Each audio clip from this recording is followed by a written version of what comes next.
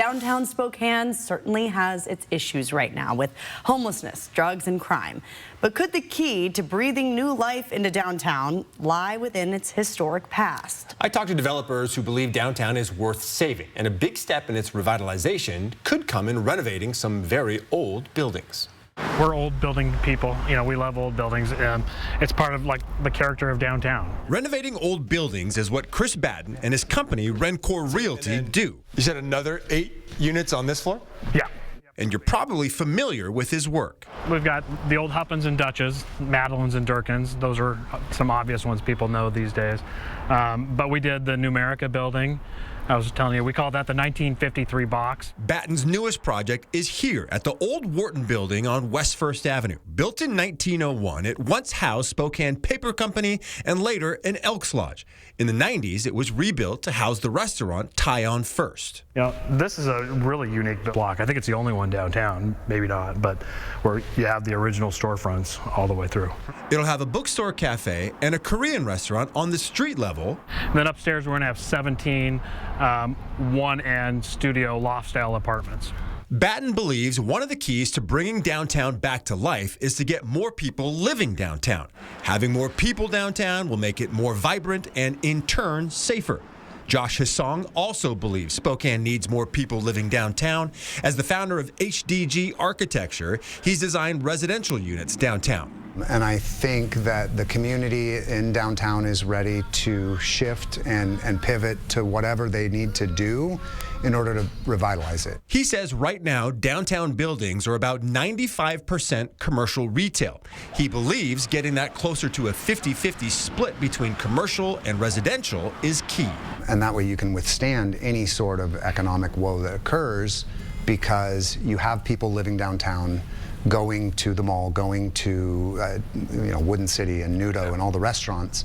But renovating an old building is costly. In fact, it costs quite a bit more than starting from scratch and building new. Huge expenditure to bring a building up to code for life and safety, and that is like proper exiting, egress on a building.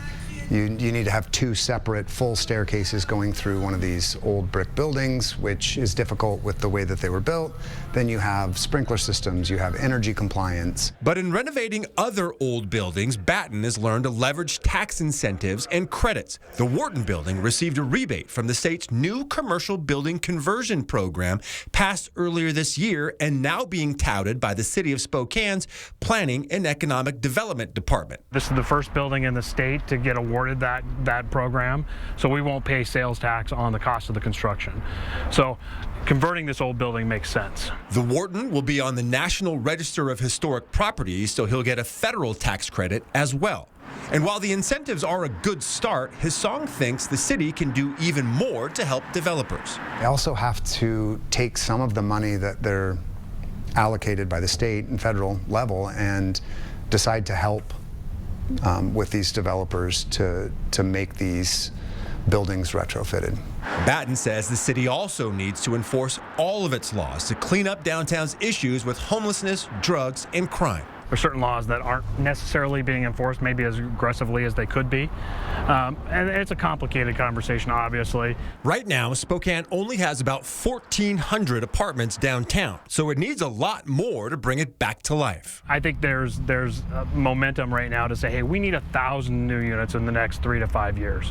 So, that adds to the livability, the safety, and the security of downtown. But Batten believes that number is doable, just like he believes in the benefits of preserving and renovating Spokane's oldest buildings. And so people get to know these buildings, they get to love these buildings, and they're definitely worth saving and making sure they're there for the next generation. I think that's so true. One of the things I love most about Spokane is the history. And there are a lot of people here who really enjoy just going on tours to see all the history that we have downtown. And there's so many downtown Spokane buildings with that brick, right, that you don't want to lose that in the character of downtown. And by the way, that bookstore cafe in the Wharton building will be called Jupiter's Eye, and the Korean restaurant will be called Gangnam Style. They should both be open after the 1st of the year.